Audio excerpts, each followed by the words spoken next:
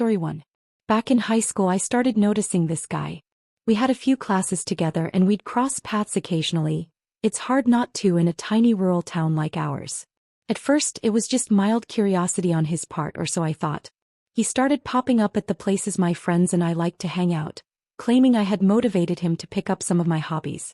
We thought it was odd, maybe even a little unsettling, but we brushed it off and kept our distance. As summer rolled around, things escalated. Seemed like he had somehow figured out all my favorite spots. Sometimes I'd see his car parked at the places where I went to paint outdoors, even when they were in neighboring towns. He showed up at my workplace and was even seen driving by the house where I babysat regularly. I started feeling uneasy and contacted the local authorities, but they downplayed my concerns, saying there wasn't anything to worry about. This went on for the rest of high school, right up until graduation. I kept the university I planned to attend a secret and told everyone I was going to a school an hour away. A few months later, I found out he had been accepted to that same college I'd lied about. Meanwhile, I moved away to a different campus thinking I was finally safe. Then halfway through the first semester he showed up at my dorm. Somehow he discovered I wasn't where I said I'd be. He was desperate, trying to convince students to let him in, banging on the doors. I ended up hiding in another girl's room until a friend could come and pick me up. I stayed at her boyfriend's off-campus apartment that night. The next morning, I learned he had been arrested after assaulting a resident assistant who had confronted him. I finally felt empowered enough to present all the evidence I had to the authorities and managed to get a restraining order against him. He was released just a few months ago, and I'd be lying if I said I wasn't scared.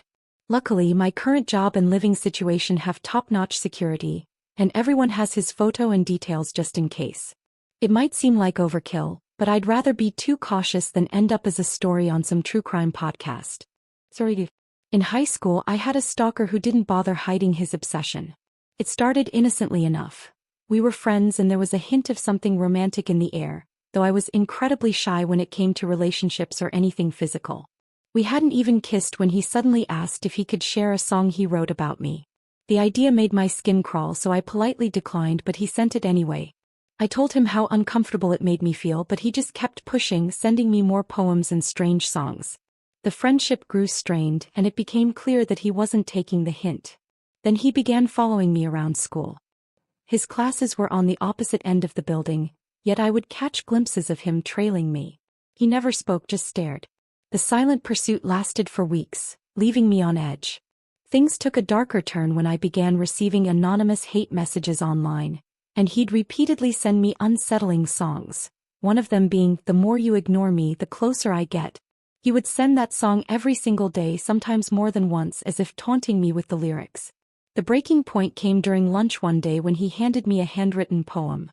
I barely remember the details, but the final line has stayed with me like a bad dream I can't shake. He had written something about wanting to see me get devoured by sharks, knowing full well they were my greatest fear. What made it worse was how his handwriting seemed to shift when he described my imagined death. I showed the poem to one of my teachers and her reaction was immediate. She rushed it straight to the guidance counselor, knowing the backstory. The drastic change in his writing, especially the part about me dying, alarmed her. Soon after, I was called into a meeting with the principal, the guidance counselor, and the teacher. My mom was brought in too, and we discussed what should be done. The principal seemed genuinely concerned, afraid he might act on his threats, and advised me to keep my distance and remain polite if I ever had to interact with him, a strategy one was already following. I don't know if they ever confronted him, but I kept my guard up. The last encounter still sends chills down my spine. It was a late night and out of nowhere he sent me a text. "Why are you up so late? You should get ready for bed." He had been to my house once before and we lived only a short walk from the school. I've never stopped wondering if he was lurking outside that night watching me. This story hits hard. It's a terrifying reminder of how easily boundaries can be crossed, and how a seemingly innocent connection can spiral into something far more sinister. Story 3.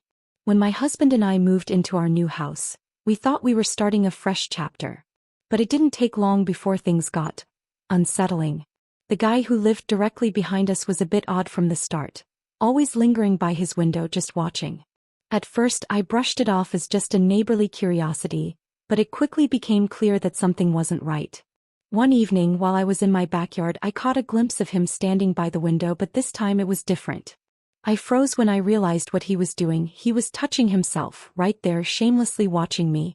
Disgusted, I hurried back inside and told my husband, but things were about to get even worse. Somehow he managed to find me online. I don't know how, but one day a message popped up from an unknown number, and my heart sank when I realized it was him. He rambled on about how he had prayed for a beautiful woman, and in his mind I was the answer to those prayers. He went on and on, sending delusional messages about how it was God's plan that I was his and how in some twisted fantasy my kids would one day be his too. I felt a wave of disgust and rage wash over me. This wasn't just creepy anymore. It was crossing every line imaginable. This is terrifying on so many levels.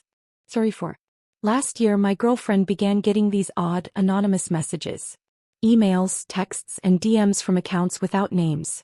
Just vague profiles asking uncomfortable personal questions. Stuff like, "Are you in an open relationship?" and other sexually charged comments. It was creepy, but she shrugged it off, blocked them, and tried to move on. I was shocked that this kind of harassment was something she said was normal for women, which was infuriating to learn. Then came the day when we were at the mall.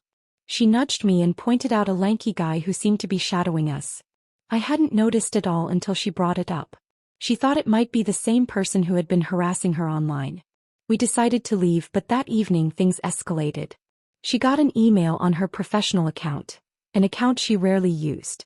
It accused me of flirting with other women on Goodreads and hinted that if she wanted proof, she could meet the sender at a local park where we often spent time together. That's when it hit us. Whoever was behind this knew where we lived and had been watching us. She tightened security on every social media platform, stopped going on nighttime runs, and didn't leave the house alone. It was heartbreaking to watch her feel so unsafe, and I was livid. Determined to find out who was doing this, I began to dig. Eventually, I found a mutual connection through an actor friend I had filmed a commercial with. When I messaged her asking about the guy, she read it but didn't reply. That silence stretched on for months, and the harassment seemed to stop. We started to believe it was over.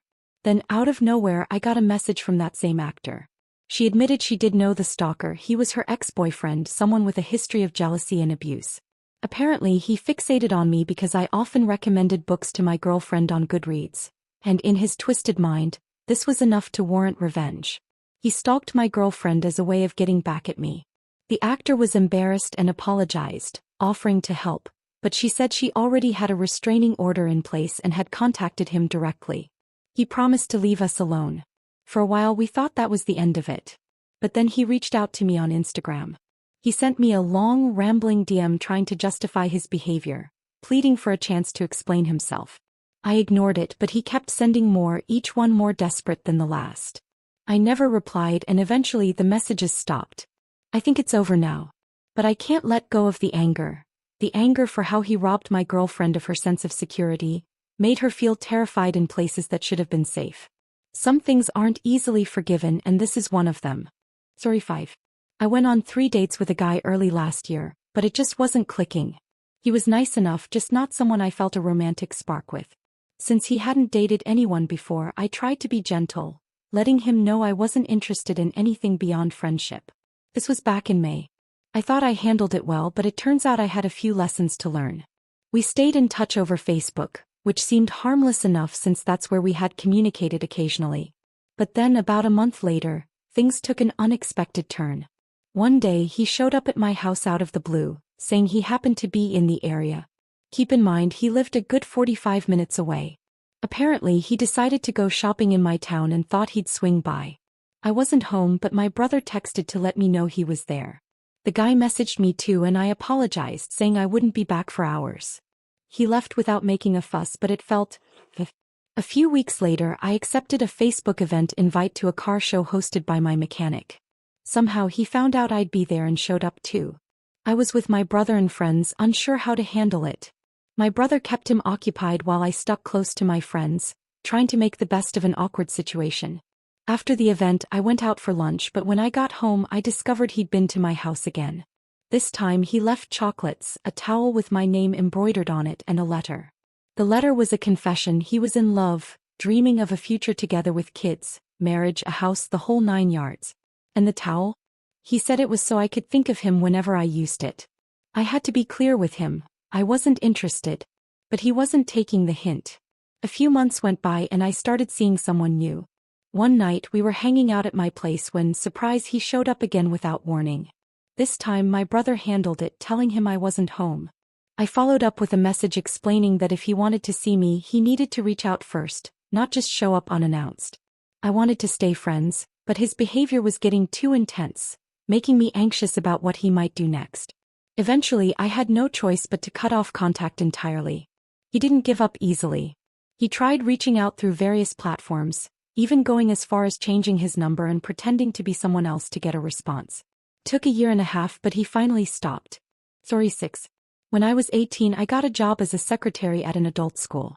Everything seemed pretty normal at first until one of the adult students started behaving strangely. He kept lingering around, making me uncomfortable, and even started snapping pictures of me from outside the office. It got so bad that I eventually quit the job, and thankfully the school administration took it seriously enough to ban him from the premises. Fast forward 3 years. My life had completely changed. I was in a stable relationship, 6 months pregnant, and working at a doctor's office. That's when things took a disturbing turn. One day, a police officer came by my work and dropped a bombshell.